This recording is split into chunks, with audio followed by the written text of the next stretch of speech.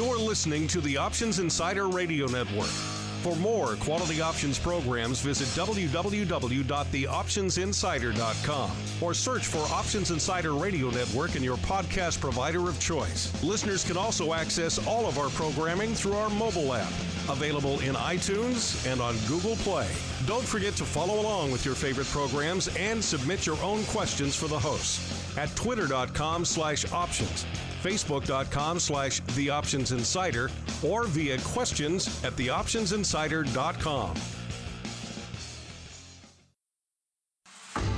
It's time for Volatility Views, the premier program for volatility traders. Each week, we'll take a deep dive into the world of volatility with in-depth analysis, trading activity reviews, strategy breakdowns, cutting-edge education, and much more. We'll also bring you exclusive conversations with the traders, researchers, and asset managers who are reshaping the volatility landscape. If it involves volatility, then you'll find it on Volatility Views. Volatility Views is brought to you by Russell Investments, home of Russell Indexes, which calculates approximately 700,000 benchmarks daily, covering 98% of the investable market globally, including more than 80 countries and more than 10,000 securities. Approximately $4.1 trillion in assets are benchmarked to the Russell Indexes. For more information on Russell Indexes and RVX, please visit russell.com/indexes. And now it's time to take a deep dive into the world of volatility. It's time for Volatility Views. All right, everybody, that music means it's time once again for Volatility Views, the premier program for volatility traders. My name is Mark Longo from the OptionsInsider.com, as well as from the ever-exciting Options Insider Radio Network. Quite a few programs available on said network, including many, many archived hours, well over 100 at this point, of the old Volatility Views program. And where can you find all of that volatility goodness? Actually, I'm looking right now, 147 hours for your listening pleasure, listeners, getting back all the way many, many years now, at least 3 years now. And where can you find all that goodness? Well, of course, surf on over to the mothership, theoptionsinsider.com. Click on the Insider Radio Network tab, and you're off to the races. Or, of course, head on over to iTunes, Stitcher, Aha Mobile, search for Vol Views. Of course, even tune in there, or just grab our mobile app available for iOS, Android, and the Fire OS. No shortage of ways for you guys to listen to the show, download it, stream it, and of course, make your comments and questions known to us. We'd love to hear from you guys. And joining me on the old program today, starting off with the man beaming in from scenic and sunny New York City, where I hope it's warmer than a whopping 11 degrees, whatever the heck it is over here today, Mr. Jared Woodard from BGC Partners. Jared, welcome back to the program, sir. Hey, I'm so glad to be with you, as always. I like it. I can hear the enthusiasm in your voice, sir. That means we're going to do some good viewing of Vol today, I think. Absolutely. All right, and also joining us, let's see if he can match your enthusiasm, the one, the only Rock Lobster, and you know him, you love him, from a myriad of programs on our network, including Options Oddities and occasional appearances on Option Block, as well as, of course, this program, Mr. Andrew Giovinazzi from The Pit. Mr. G, welcome back to the program, sir. Yeehaw! It is great to be back. Now you sound like Tusaw with your yeehaws and stuff. We'll take it. I didn't have a hat on, though. That's true. We'll take it. All right, so there we go, listeners. Some good enthusiasm. Let's dive on into the volatility review before they let some of that slip away.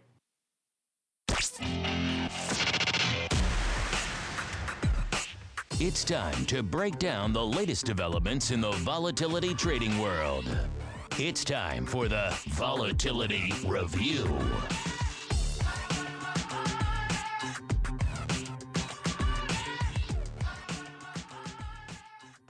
All right, everybody, welcome back to the Volatility Review. This is the portion of the program where we break down the week that was from a vol perspective, and we're recording this right around 1 p.m. Central here in Chicago, listeners. So, of course, 2 p.m. Eastern over there in the Maine and New York City hinterlands there. And as we're recording this, not a heck of a lot going on the old street. Most of the major indices essentially unched, maybe a little bit fractionally down on the day, but not really anything to write home about. The biggest mover is the VIX Cash, off about 1/3 of a point, hovering in that mid-13 handle range. Of course, it's been an interesting range this week. Low of about 12, a little more than 12 in the orders or so, and high of about 15, half or so. And we're, of course, trending towards the lower portion of that range right now. So let's get into it without further ado. Perhaps, Mr. Woodard, we shall start with you. What really caught your eye in the week that was from a volatility perspective? Mark, you know what happened since October? Legions of things, sir. Vol came back, and then it kind of went away. You know what happened to us is that we got spoiled. We got spoiled on spikes in vol, on big events, big news, moving things around, making things interesting. And with earnings done, with major macro risks subsiding, there's just less of that to move the market. Yeah, I think good old Rocktober did indeed spoil us. You know, we had kind of settled into that low vol groove for most of this middle part of 2014, and then kind of Rocktober came around and just shook us all out of it, and it kind of changed our paradigm, and now we started expecting 1% moves a day in most of the major indices, and of course the commensurate vol that goes into at least the mid-20 handle or so in the VIX range, and now of course we're not seeing that. We even started off 2015 that way. I think most of January exhibited 1% intraday moves in the S&P, so we were spoiled there for a while with a lot of good, tasty vol in the market. And now, not so much. Mr. Rock Lobster, same question for you. Are you as spoiled as the rest of us when it came to vol? I just was funny because we just had a chat on the subject that nothing is really going on. It's hard to trade a fly or anything when you don't really have any, when you don't have a great vol dropping expectation and you switch to time spreads and stuff like that. So I guess we're all tightening our belts. That's what we're doing. You're tightening your belts. You don't have a lot of vol to sell, and you don't expect too much. So the only place where there's any volatility left is in the VIX futures, which still are holding a pretty decent premium to cash. But other than that, you know, we've got realized vol is 5%. I mean, what are you going to do? That's it. I thought the FCC thing would give us a little movement, but it's just nothing. Blah, blah, blah is what we got from vol. I'm glad you mentioned the futures. I was going to say this for later in the show, but since you mentioned the futures, I'll bring it up now. Did you guys both see in the CBOE conference call? What did they blame for their perhaps disappointing numbers? They blamed, you've seen a litany of excuses trotted out there by various public companies over the years. You know, the dollar, weak dollar, strong dollar, whatever the case may be. I slipped on a banana peel that hurt our Q4 earnings, whatever the case may be. A lot of earnings season is excuse season in many areas. And I'm not saying this is necessarily a bad excuse. It's just an interesting one. The CBOE trotted out there the flattening of the VIX futures term structure as a reason for their decline in revenues. They didn't see a lot of that role play and those kind of spreads plays that they were seeing into the middle and later part of 2014 with the flattening of the term structure. They actually mentioned that on the conference call. Can you imagine the analysts' minds just being blown when they talk about, hey, we're not in contango anymore, steep contango in the VIX futures. It's actually very flat. It's not backward either. And so we're waiting for that contango to come back, and that'll hopefully boost our earnings. How many of those analysts you think actually knew what the hell they were talking about there? I wonder about the what that says when you're on your call. You're so focused on one product, and not just one product, but the way that markets are pricing this. Still, for us, it's garden variety, but for everybody else, it's a very esoteric, unfamiliar kind of a thing. And for the earnings of the company to depend on the shape of the curve in that way, I certainly don't remember them making it that explicit for sure in the past. No, definitely not. They definitely haven't brought it up. But Tilly commented on it directly on the call, the CEO of the CBOE, of course. So I thought that was very interesting that they actually brought that up and addressed it on the call. So clearly they're highlighting that, which is interesting. It's an interesting. They get points in my book for interesting excuses. You don't see that one bandied about. So that's kind of interesting. What about you, Andrew? Do you buy that? You think that flat term structure really is what crushed their results? I think Ed's a very good guy. I thought it was I think the problem with the flat term structure is nobody knows what to do because it's flat. Who wants a flat term structure? It's like, are we going up? Are we going down? So I guess that could hurt results. I'm not quite sure. But hey, if the chairman of the CBOE says it hurt results, then by golly, I'm gonna believe him. not just chairman anymore. He's CEO, moving up the ranks. But yeah, it is an interesting one, and certainly it got flagged in my memory for the more interesting, certainly for the listeners of this program, the more interesting earnings excuses. Looking back on what's going on out there, you mentioned not a lot in the broad S&P land, not a lot of realized value, you said about 5%. The skew not really super jazzed either, at around 126.2 in the Skew Index. Again, not on the surface, not indicating a lot of anxiety, even though the market at relatively top-heavy levels. We've discussed before, though, how some other developments in the call and put wings could perhaps skew that number, pun intended, a little bit. So take that with a grain of salt, but still kind of interesting, hitting new record highs on almost regular basis now, and not really a huge mass rush to get the hedges on. Looking out into VIX options land over the past week, and again, it wasn't another week of really lighten up the tape volume, except for back on the 25th, we did nearly 600,000 contracts. Today, here we are already, about 2/3 of the way through the session today, and only 150,000 contracts having gone up total in VIX options today. So not really lighten it up so much this week.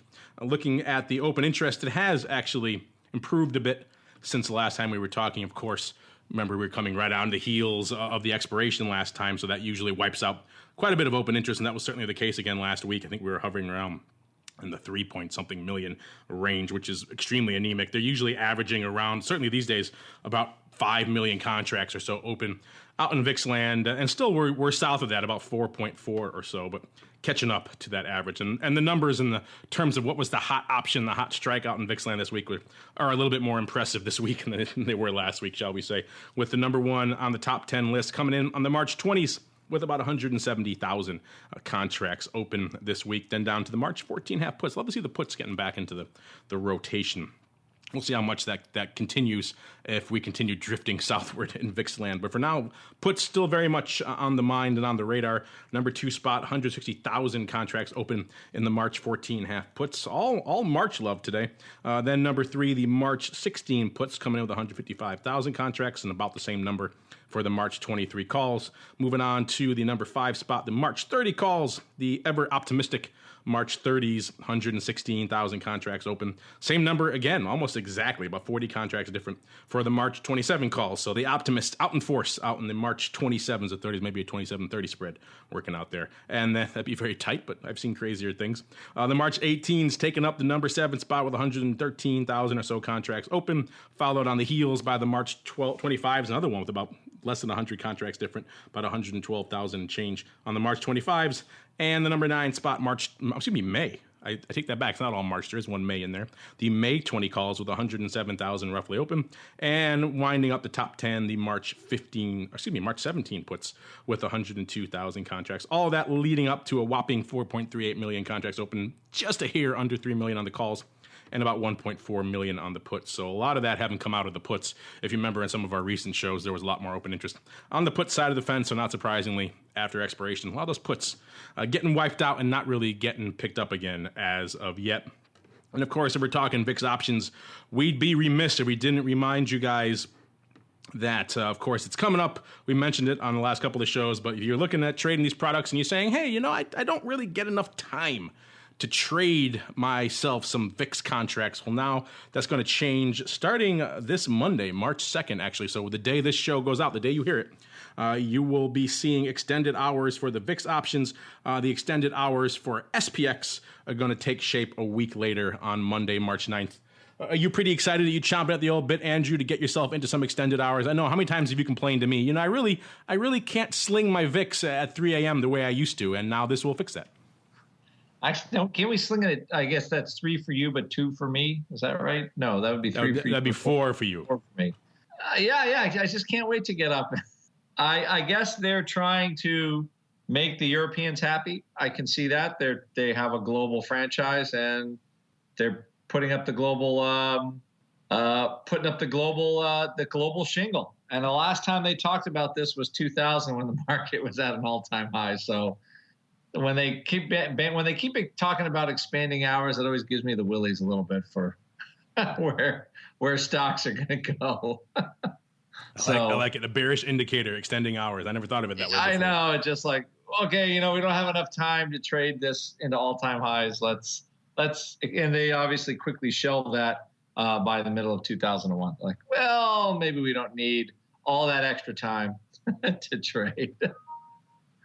It's like, sometimes you just got to turn it off, Well, sometimes, if you can't make it up, if your transaction revenue is lagging, what do you make it up? You increase the hours, get more transactions in there, right? And so maybe that will make up for the ever flattening VIX term structure these days. I'm still trying to. Why you need? I mean, I can see the Europeans are open and the markets are now. I feel like they're conjoined at the hip. So it makes sense. But if you're a large company, you would have your European group trade the morning session and the U.S. group trade the afternoon session here. So I could see how the small guy as usual is getting squeezed, or they just. But that's what it is, and it looks like they're going to go ahead with it. I wonder how much volume they're actually going to produce. We'll see. Right now, it sounds like a lot of overhead for probably not a lot more paper. Hey, all those Frenchmen who are slinging SPX now, they'll say, hey, now we can add more VIX into our rotation because it's easier on our hours. So we'll see if that comes to fruition. Speaking of the French, speaking of overseas vol, Jared, I know you keep your eyes on a lot of things, not just domestic, but also international. What caught your eye over the past week on the international vol scene? Well, let me add my 2 cents on that on the extended hours point. By all means, sir, dive in. Yeah, well, no, I can imagine some London traders who, might have client interest to execute in VIX who would be very, very happy to be able to do that in the morning instead of hanging around the office all day late into the evening or whatever to make that work. And the other thing is that. Although the V stocks products certainly haven't taken off quite as much as they have in VIX, more hours in VIX to make a one-for-one trade possible if you're doing like relative value or anything like that with V stocks could make some sense. And speaking of the European market, vol's come off there too, and it seems like every week there are more and more analysts giving fundamental reasons why the European economy could be due for kind of a cyclical upturn with the floor that the ECB has put under things and the way that seems to be succeeding. There could be some more downside for vol in the Euro stocks and the DAX and other products there. So I think we're already seeing a lot of that, and really just it seems like a situation in which developed markets have calmed down.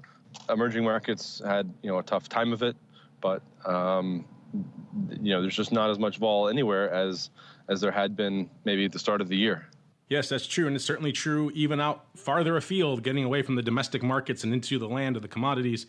We've been talking a lot about what's cooking in crude oil land and what's been going on out there in a vol perspective. And vol kind of has been coming off a little bit. Now it's kind of maybe stabilizing a wee bit or remaining flat at the very least. We saw another interesting week out there in crude land.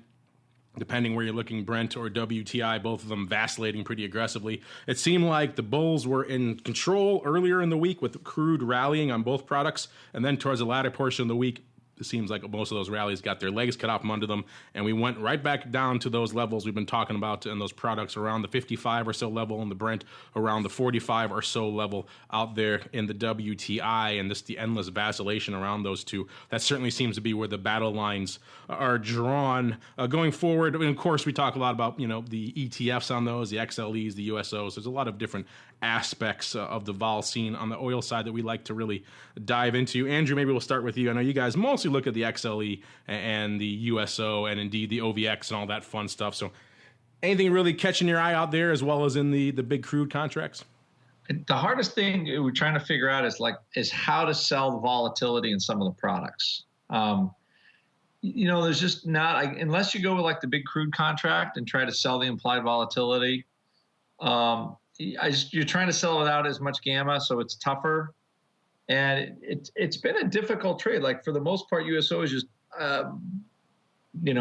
oscillated around this kind of let's just call it the 19 level maybe. And it's a difficult, it's been a difficult thing to try to figure out how to sell the volatility and actually, be able to make a couple bucks doing it.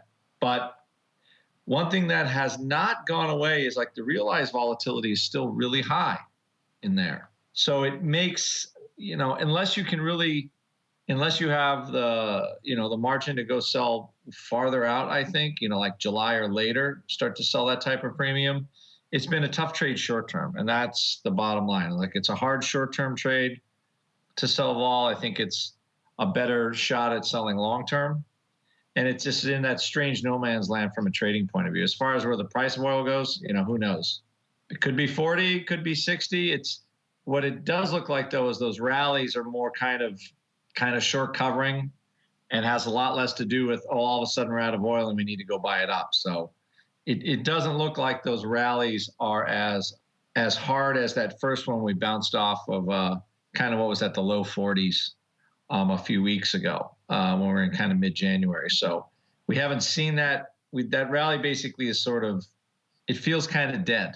I mean, we can go up for sure, but it doesn't look like we're moving up any other time soon. Although I will say, you're getting more data on rig counts. People are, drillers are idling rig counts and things like that, which, there's going to be less supply. And as soon as they find whatever that number is, supply-wise, at some point, the price of oil is going to stabilize. It just realized volatility is still very high. So in my mind, we have not found that number yet. And of course, our friend out there in USO, probably looking pretty good right now, who's put on that size March short strangle. Probably a happy camper right now, would you say? Yes, they've done well. Indeed, they have indeed done well. I'm trying to remember I'm trying to pull up while we're talking what the exact strikes on that were again. I thought it was like the June. I can find it for you. That was March. I was near. That was like March, like 15-23, something like that. Yeah, I actually have it. I will pull it up here for you, because that's the kind of guy I am. And you know what I did? I chopped it off of my.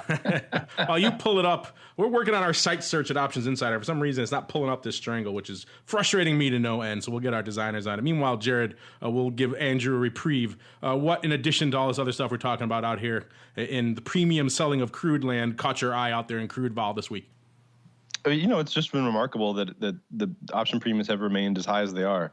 If you think about when WTI was making that gentle smooth ride lower from $100 to $49 a barrel, option vol didn't kind of make quite as smooth a change. I mean, there was a spike in like October that actually settled a bit, but really not until December did you see premiums rocket higher. And now they've stayed up here in the high 50s or so. And if you look at across the energy complex on a percentile basis, even using like the last 3 years of data, we're still in like top decile across the products, Brent, gasoline, gas oil I was looking at today. Like, I just made a list of all the different energy products where implied vol is still just extremely elevated versus historical ranges. And so even though oil's definitely found this kind of tradable bottom and is chopping around here, in terms of say 3-month option premium, it still looks incredibly rich. And I think Andrew's right that it is difficult to trade in the short term, especially if you're thinking about trying to deal with price action at the daily level.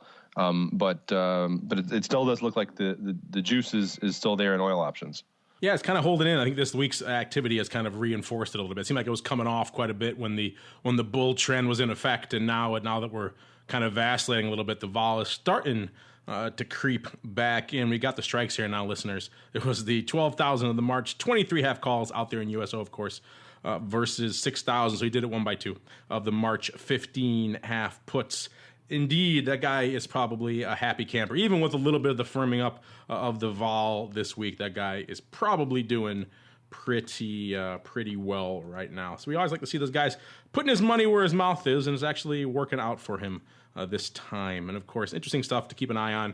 We've talked before about how which wings are really more attractive from a crude perspective. For a while there, the calls are starting to get bid, so it made sense to maybe leg into some call verticals. That call bid may be coming off a little bit, but still there, but maybe not as attractive. Used to be really attractive to leg into put verticals, of course, because those puts were extremely juicy. A little bit less attractive out there these days, so it's becoming more of a difficult road to hoe to pick your spots when you're trying to have sell premium or indeed have legs of a spread that are short premium out there in crude crude land, and so many products to choose from. The XLEs, the USOs, the big crudes, the WTIs, of course, the Brents. You can really have a field day with the different products. So finding the unique situation scenario that is right for you is a challenge I think we're all facing right now, but still an interesting one. And certainly, judging by the amount of time we devote to crude on the show these days, an interesting one for all of you guys out there as well. All right, and that's going to do it for the old volatility review for this week. I want to make sure you guys get some of your voices here on the show as well. So without further ado, we're going to dive right on into the volatility voicemail. It's time to share your thoughts and opinions with your fellow volatility traders. It's time to check the volatility voicemail. Make your voice heard by dialing 779-669-4VOL, posting a comment on the optionsinsider.com, sending an email to questions@theoptionsinsider.com, or posting your questions to twitter.com/options or facebook.com/theoptionsinsider. All right, everybody, welcome back to the volatility voicemail segment. Like the man says, this is the portion of the show where you guys get to join us. No shortage of ways for you guys to do just that. Like you said, hit the website, hit the social media, hit the email, hit the mobile app, whichever way you like to do it. Of course, we welcome your feedback. We welcome your opinions. Going to kick things off with a question here from Jordan. Jordan M. He writes, or she, shouldn't assume. Do you have any updates on the volatility ETF from Robert Whaley that proposes to eliminate the roll yield issues with VXX? Is it coming to market anytime soon? If you guys remember, if you're longtime listeners, you remember it was about a year ago, about last March or so, we saw a lot of news hitting the tape that Robert Whaley, if you're not familiar with him, he was one of the experts who helped design the original VIX way back in the day, 93, over there at the CBOE and all the permutations that followed. Of course, he made a lot of headlines coming out saying that he was things like he was, quote, shocked and appalled at the issues that products like VXX, which are very popular, have when they confront the roll yield issue. And of course, people who are buy and hold investors, which makes up, let's face it, the bulk of the retail investing public, when they try to buy and hold VXX, they're getting demonstrably hurt from a roll yield perspective. And so he was purporting to work with AccuShares to develop a product that would address that. This was about a year ago, and they filed the registration statement with the SEC. They were going to offer an ETF called the AccuShares Spot CBOE VIX Fund, and it was essentially designed to do just that. It was designed to provide exposure to the VIX without, or at least trying to solve that problem of the roll yield issue. I can hear Jared's ears burning. I know he gets very upset when I mention that as being a problem, so we'll give him a chance to weigh in a second. But to answer the direct question here from Jordan M., I haven't heard much since that initial explosion of ink. They clearly did a PR push back in the beginning, about a year ago, trying to get a lot of heat on this. And then, since the registration, it's kind of gone dark. I haven't heard much out of them. Certainly it hasn't been listed, so who knows? A lot of people I've talked to that are familiar with what they're doing over there, saying it's a really, really tough thing they're biting off to actually try to do that. I mean, it's one thing to say it theoretically. It makes a lot of sense to actually come up with a product that actually gets it done in a viable way is very, very challenging, and maybe they've run into a few of those roadblocks because haven't heard much about it since then. We certainly would be interested. Maybe we'll have to get Robert Whaley on the show to chat with him about it a little bit, but right now, as it stands, I haven't heard anything else. Jared, have you heard anything else about this product? And then B, of course, now that cues your standard rant on time value of money and the fact that roll yield is not really a problem in the VIX. I won't harass everyone with repetition of that argument, but you're right. It is a meaningful distinction that people should learn to make. But I can break some news for us on the podcast. It's not breaking news, but I found. There's a commissioner at the SEC. Her name is Kara Stein. Anyway, she's one of the commissioners on the panel that looks at these new filings, and she actually gave a speech some months ago up at Columbia about systemic risks and things. And one of the issues that she highlighted was the possible risk from ETFs and ETNs and other exchange traded products that are derivatives in the sense that they hold baskets of securities or depend on or linked to baskets of securities for their price, and whether volume in those or the mechanics of those could perform poorly in a stressed market environment and create further risks to the market in terms of liquidity and other issues. So all that to say, there was a news item on Bloomberg on the 24th of this month, just a few days ago, that this Commissioner Stein had dissented from an approval that the agency was considering. I think I have it over here. Yeah, so she dissented from the agency's approval of 7 AccuShares ETNs that were going to be listed on NASDAQ.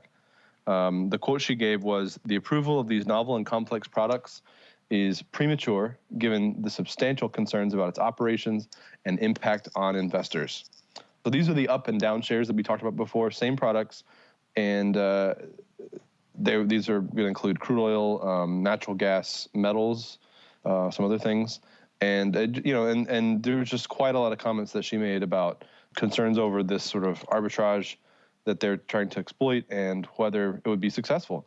So it sounds like there's at least one commissioner there who has voiced some pretty strong concerns to the composition of these products, and not a slouch as far as I can tell, although I don't have a personal opinion up and down, in terms of whether they should approve the products. I think it's notable that there's been such voiced opposition, at least from this one person. So I guess we'll see what happens. I haven't followed up and seen, in terms of filings, but that story kind of it came up in an alert that I have, and I thought that was pretty notable, and I did not know that anyone would ask a question for the show today, so it was kind of a lucky coincidence. Good time. Look at you breaking news on the show here. I knew there was a reason we kept you around, sir, and it was for nuggets like that.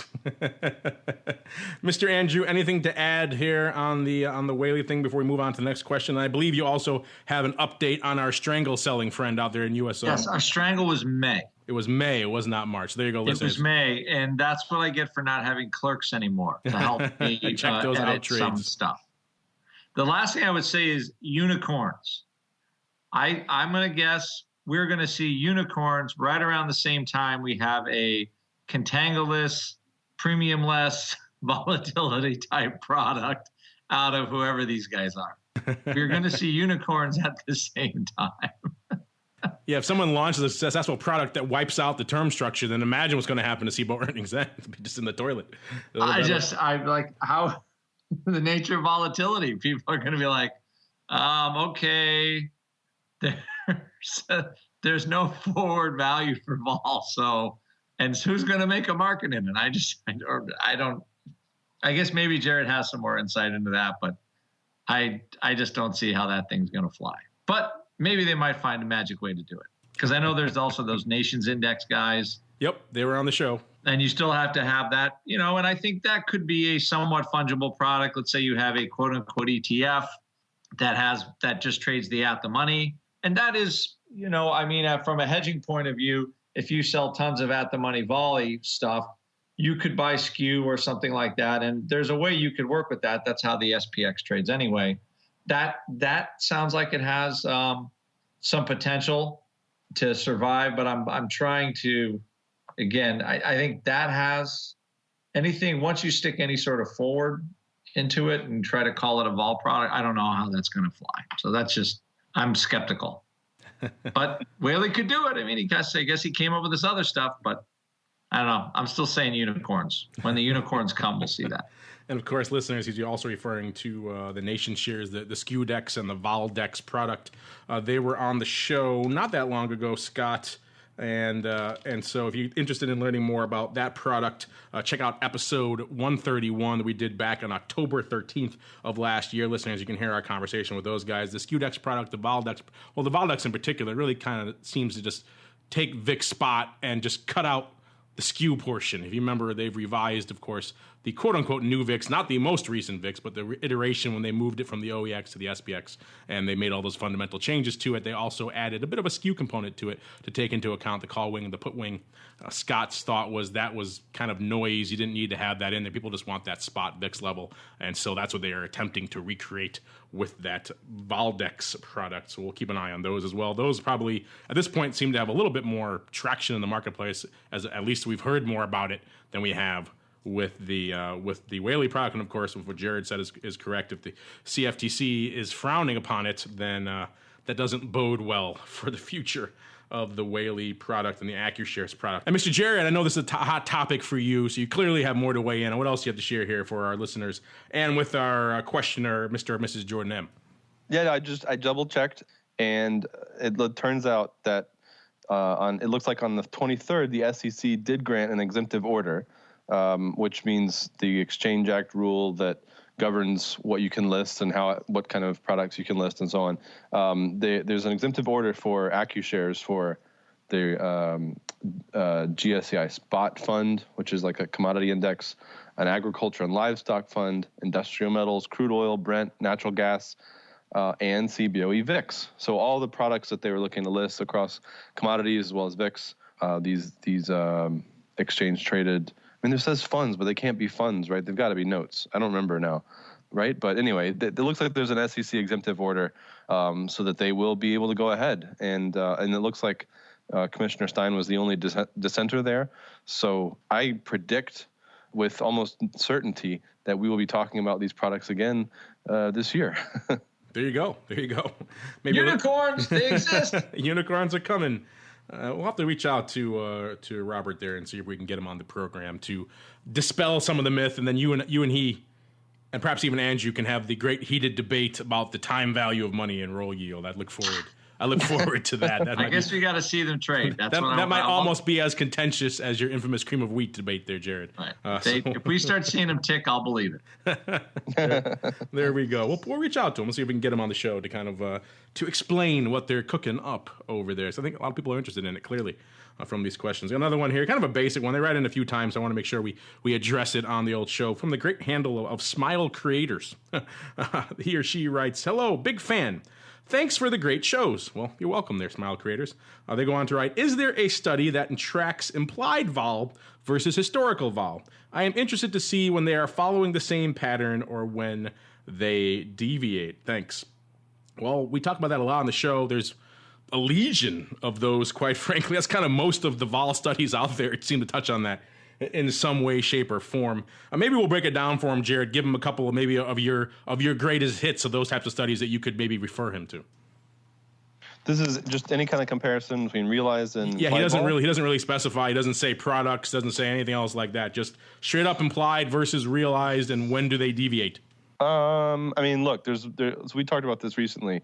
So, man, the archives on this show are fantastic, and listeners should make some time. We should maybe flag key episodes or something, but we had I think a couple of good discussions on this in the last several months. The big problem with these studies is that implied is forward-looking and historical is backward-looking, and so if your price history includes some big event that's not going to happen again, it's not going to be in the implied, and so any kind of ratio or difference between those two measures can very easily be uninformative, just straight up uninformative. So here's a suggestion I'll make. Take use like a moving average, exponentially weighted of all these measures, so that you can smooth out some of the bumps. This is not kind of special sauce or anything. A lot of folks do this. A lot of indicators I've seen in software will do this, or you can do it yourself pretty easily. Everyone knows about exponentially moving average from technical analysis, where you just give more weight to recent data. And I think that if you apply that to your time series to measure historical volatility, you can, not completely eliminate the issue, but get around a little bit of the issue of, a classic example would be a stock that gaps up or gaps down, 10% around earnings on a given day. And if you just use a regular equally weighted time window to calculate your standard deviation, then that as long as that earnings move is in the window, your historical vol measure is very unhelpful. If you weight things exponentially so that the recent data gets much more attention, then it's going to bring it closer in line with what the implied vol is measuring and allow you to make more meaningful comparisons where the options might look cheap or rich on that basis. And again, this is something that's not mathematically, difficult or complicated, and most software lets you do that, and you can, in that way, eliminate some of those big residual effects from a standard calculation of historical vol. And Jared is correct. We did have several big discussions on the show very recently about topics very much related to this, and a lot of people wrote in with great questions. So if you missed those, Smile Creator, and your email came in a little bit earlier, so you might have caught those. But just for those who missed it, check out episodes 145 and 146. Those are from February 9th and February 17th. We had a couple of good discussions on this very topic, on the kind of backward-looking nature of realized versus the forward-looking nature of implied, and how do you marry the two, and what sometimes elaborate and arcane steps do you have to take to make any sort of realistic comparison between the two. And of course, the time frames are different. One's going to be only 20 trading days versus a full 30. It's all kinds of stuff that really you have to shake out in the wash there. And so we talked about that quite a bit, and I think that may help you as well. Andrew, anything to add here for our friend Mr. or Mrs. Smile Creators before we move on? I mean, this is one of my favorite things to trade. The only thing I would tell people is the easiest way I look at trading volatility is, do you think the next 30 days is going to be as volatile as the last 30 days? And if so, there might be a trade for implied volatility for you. So you've got to have a little bit of, it's a little practice. You know, being a market maker, you get slapped around on the head, as you know, Longo, multiple times. And I had a few head slaps in my day. And a couple, and that's part of the game. I don't know if it's really a systematic thing you can do, but it's one of the easiest ways that I know of, at least to teach people how to trade volatility, is you have to, the whole game of volatility is the expectation, because markets price forward vol. You have 30-day volatility, 60-day vol, and and a lot of that current vol is reflective of what's just happened. I'm sorry, a lot of that future vol. And I think where you might have some, what we'll call maybe edge, but maybe a chance for some inside edge. You're like, well, I don't think we're going to have a Rocktober, in March. That's quite an outlook. So if you trade like that, if you're in October and you sold Vega in October, you did very well, because you just didn't think that you were going to get that same type of action. So that's how I at least think about trading vol like that. So, as far as studies go, I don't know. I just kind of lived it for a long enough time where I'm comfortable enough trading those disparities in vol. But that's how I look at trading vol when you're looking at realized versus implied. Great question. Great handle, too, Smile Creators. I'm not sure where that comes from, but it's an interesting one. Maybe he's a dentist. I don't know. And since we're talking model and vol and some of the basic mechanics of it, let's wrap it up with this question here. This one comes from Mr. Bachko. He writes, where do you guys fall on the great 256 versus 365 debate when analyzing volatility? I've heard arguments for both. At the end of the day, doesn't volatility occur even on the weekends and on the holidays? If you're not familiar with what he's referring to here, listeners, this is, of course, an ongoing discussion / debate / religious schism sometimes in the trading world, where people in their modeling and their analysis sometimes only use the number of trading days, which he refers to, of course, here is 256, versus the actual number of calendar days, which, of course, we all know is 365. And there's a lot of people fall in on both sides of the camp in regards to, regardless of whether the market is open or not, there's things happening like he refers to. We've seen literal weekend risk over the past few months exhibited in international events and others. People say you should take that into account into your modeling, into your analysis, into your options pricing, whatever the case may be. So this is kind of an ongoing discussion / debate, and a good question to bring up here on the show, particularly now. I think I've weighed on this before many times, so I'll give Jared, since it dovetails so well with what you were just talking about, let's which way do you fall on this religious dichotomy here in the trading world? Okay, well, if you haven't been neutral in the past, Mark, then I think it's only fair that you make your previously stated views well known. I'm much more of a 365 guy, because I kind of fall into that camp. I given the fact of all the things we see unfolding on weekends, given the fact that we do see, international events impacting products and things like that, that I don't like to just discount that. Particularly when I'm looking at pricing options, obviously that's my bailiwick. So that's when I look at it. And if you don't take those into account, sometimes you may find yourself much more eager to blast away at an option premium going into a weekend than you wouldn't without it. So I tend to fall on that side of the fence. I err on the side of perhaps a little bit more juice in there than a little bit less. Where do you tend to fall on this, Mr. Jared? Yeah, I mean, that's my bias too. For the reasons you said, I trying to think of what the other side of the argument would be. You don't want to be that guy at like 2:55 on a Friday saying, "Oh God, these are so sold." You know, right? Yeah, I mean, exactly. That's just totally counterintuitive in a bad way. I don't. There's this debate on Twitter right now about this photo, this dress. Have you guys seen that?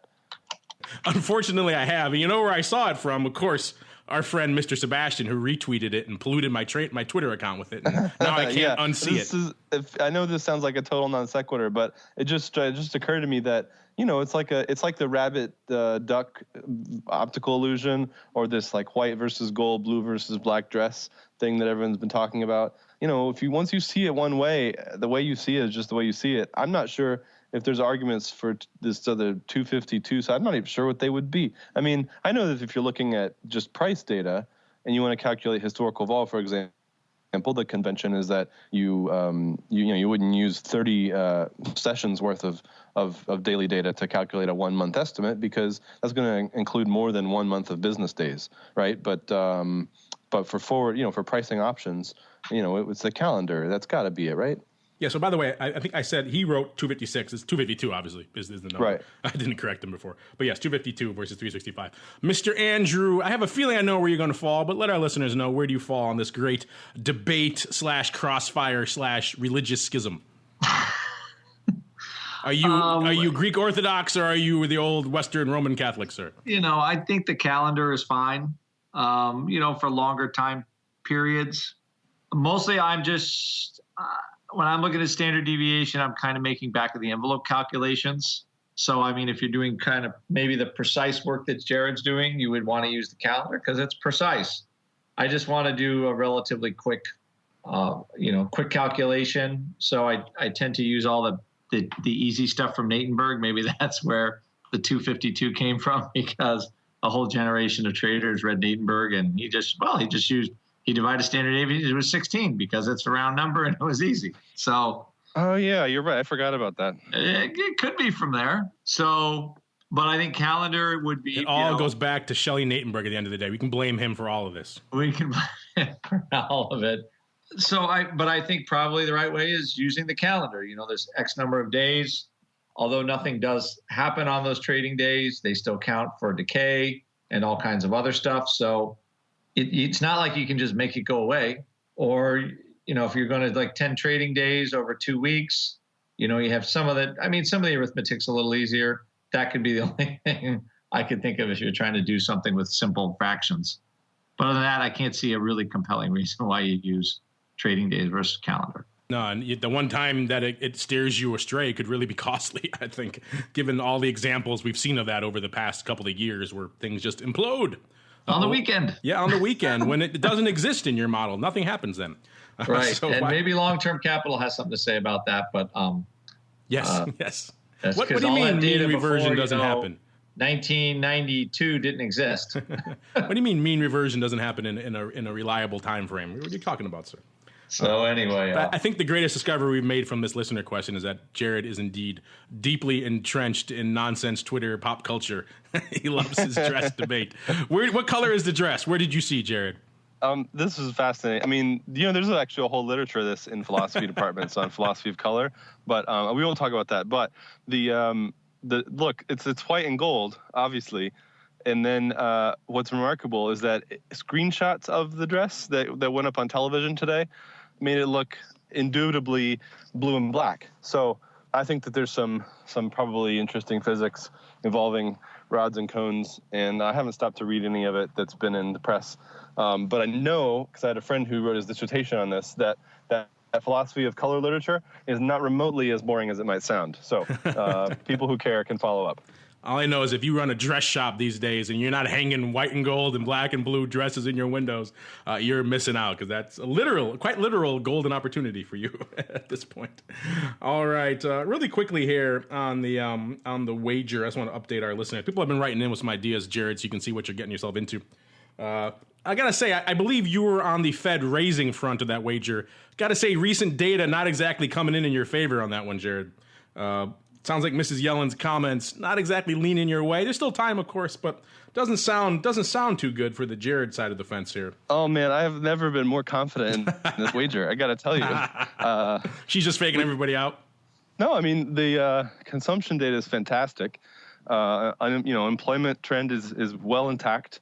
Real wages, if you do a little math, like hours worked, number of employees, and the rate that they're getting, is just rocketed higher in January. I mean, you do have to get into the weeds a little bit and suss all this out. It's not in headline figures, which I think is partly, that confusion is, I think, partly why so many folks are willing to take the other side of this bet. But I'm almost of the attitude of, I'll take this in any size. Like, there's going to be a rate hike this year, and it might not be in June. There's a chance it's in September, or even a chance it's not until December. I think it's, June is probable. September is highly probable.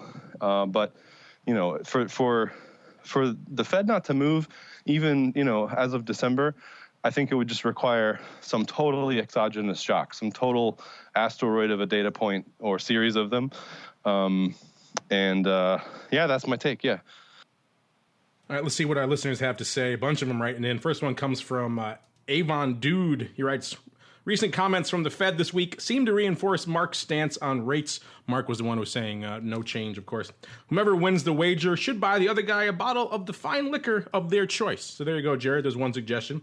Another one, let's run down a few of them because we're getting short on time. Another one comes from Mike S. He says, writes, not looking good on the Fed front. I probably have to fall on the no change side of the fence after this week. I don't remember which host wagered on what, but I'd like to see the losing host make a donation to the other's host's favorite charity. That way everyone wins. Very, very nice of you there, Mike. Comment from Tom Staten. He writes, I think both co-hosts should buy Mark a steak, regardless of the outcome for featuring them on this fantastic program. Well done, Mark. I'd buy you one as well if you ever make it to Alberta. Let me just say I weigh in with Tom. I think he's a genius, and his suggestions, I think, should be taken to heart by everyone. All right, moving on to one from Mark A.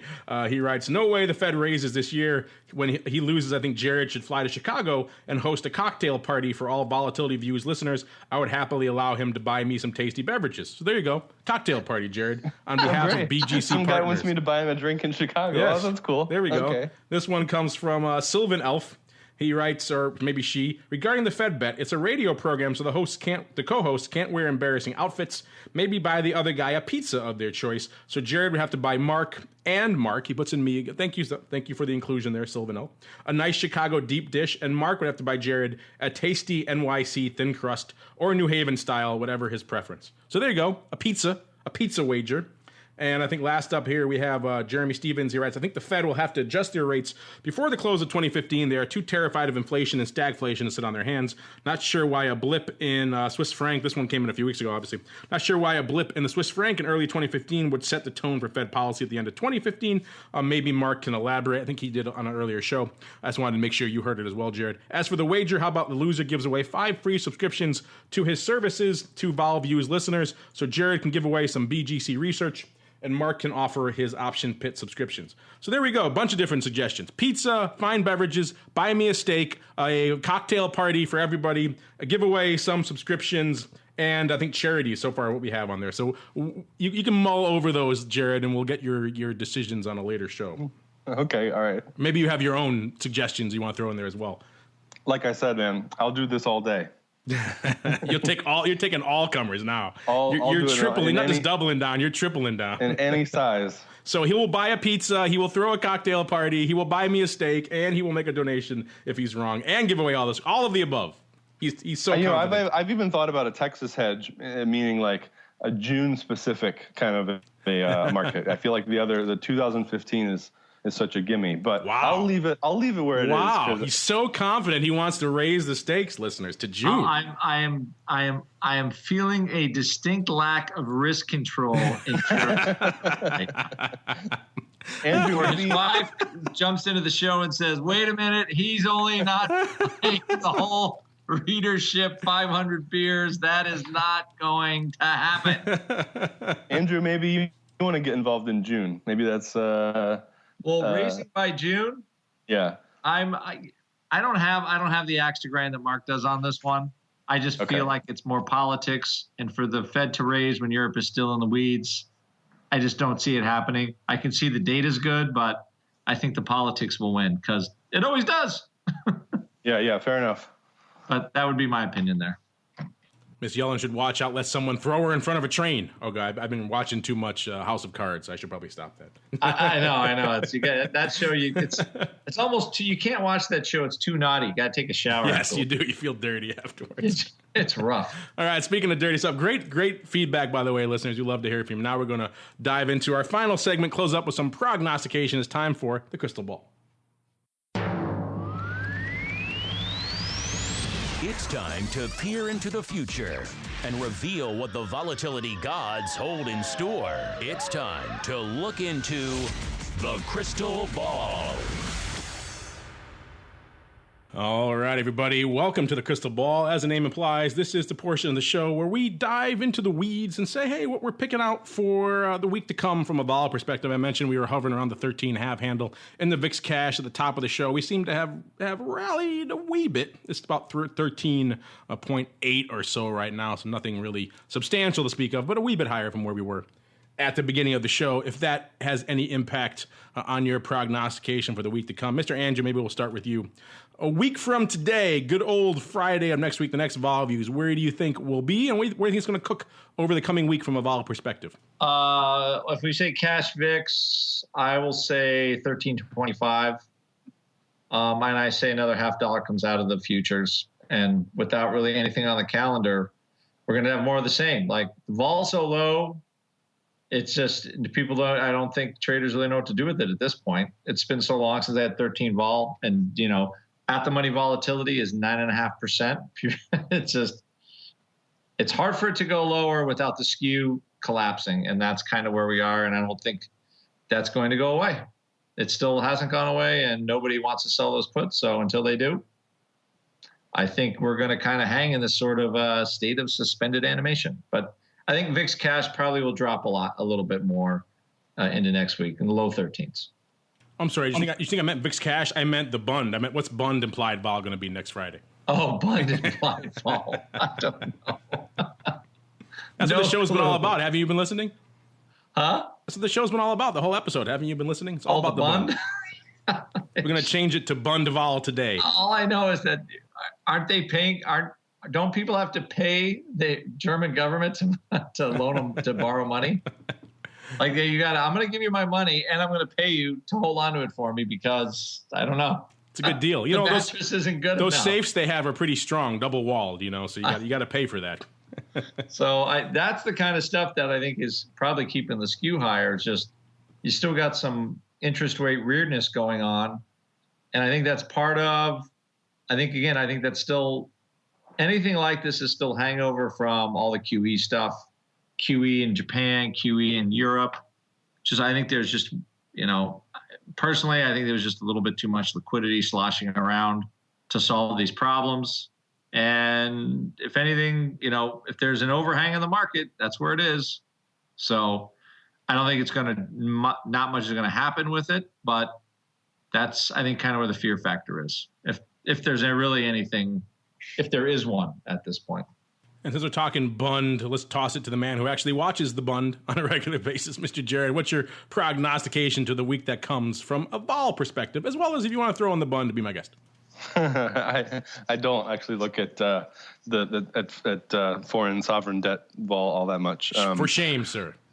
Yeah, although there was while we're talking about interest rate vol, there was a really fascinating comment in the note that the Fed put out as a kind of an accompaniment to the Yellen testimony.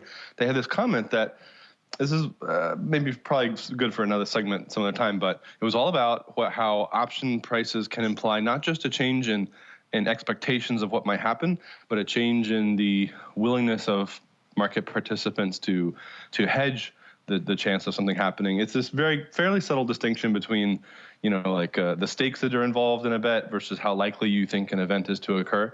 And the Fed makes this distinction with regard to the meaning of break-evens and interest rates and what that means for future inflation expectations. Super fascinating. Matt Klein at FT Alphaville wrote a nice post on this for people who care. I'll use the remainder of my time to say that I would love to disagree with Andrew about the next week and what I expect to happen, but I just can't find anything to disagree with there. That was funny. There you go. Lots of love here on the old crystal ball. That's going to do it for the crystal ball segment, listeners. Also, all the time we have for this episode of Volatility Views. Before we go, one more time, blah. But before we go, as always, let me check in with each of my cohorts here on the old Vol Views panel, see what they have cooking that may interest you. Mr. Jared, we'll start with you. What's coming down the pike in the land of BGC partners? I've been thinking lately about how to hedge in more subtle ways for people who have focused holdings in particular sectors or particular parts of the economy, and doing some work on that. But also we put out a note this week on the very different reaction function that I think is going to happen, where economic data starts to look really good again for February and maybe as late as March, where the weather effects and seasonal adjustment parts of the equation aren't so messy, and the oil effects are cleaner. And when that happens, I think that people will pull forward their timetable for rate hikes and for wage sensitivity. And so you might see some losses or some volatility in the market due to actually very strong, very positive data overwhelming, the expectation for profit margins to stay this high. So it'll be really unusual for great economic data to send the market meaningfully lower if that happens. But I think there's some really cheap hedges out there that can help with that. So that's one thing that we wrote about this week. Good stuff, sir. And take us home, Mr. Rock Lobster. What's coming down the pike in the land of the pit? We have a webinar tomorrow, follow up to Mark's webinar a couple of weeks ago on the income trade. We try to, it's not that we dispel the myth of it, but, you make income, which generally people think is selling options, and, you just get all this fantastic juice and you make money. It's so easy. Our webinar basically is really how that mechanism works and how when you're looking to put on some trades to capture decay, if there's really any edge in it. So, for the standard time spread, credit spreads, condors, flies, when do you really think you got some real edge to collect that income that, you see in your platform? So it's a good webinar. Right now it's our highest signed up for webinar that we've given yet on a Saturday. So clearly it's a subject that people are interested in. And you go to optionpit.com/events and you sign up, and hopefully you'll get some learning. Get your learning. That's your tagline over there at Option Pit, correct? Yep, get some learning. And listeners, of course, you'll be hearing this on Monday, so this will be the previous Saturday, but of course you can surf on over to Option Pit and get all of their archives over there as well and sign up for that stuff. So if you missed it this Saturday for some reason, you weren't subscribed already, then surf on over to the old pit and check it out for yourself. And on behalf of Andrew and Mr. Jared, and of course myself, I want to thank all of you out there in the listening audience for downloading and streaming and subscribing to the show and for sending in such great questions, and of course for roping me into that stake. Great question there, great comment there. And we'll see you next time right here on Volatility Views. Thank you for listening to Volatility Views, the premier program for volatility traders. For episode archives and detailed show notes, please visit theoptionsinsider.com/volatilityviews. Be sure to make your own voice heard by leaving a volatility voicemail at 773-669-4VOL. or by posting a comment on theoptionsinsider.com, sending an email to questions@theoptionsinsider.com, or posting your questions to twitter.com/options or facebook.com/theoptionsinsider. Volatility Views is brought to you by Russell Investments, a global asset manager and one of only a few firms that offer actively managed multi-asset portfolios and services that include advice, investments, and implementation. For more information on Russell Indexes and RVX, please visit russell.com/indexes.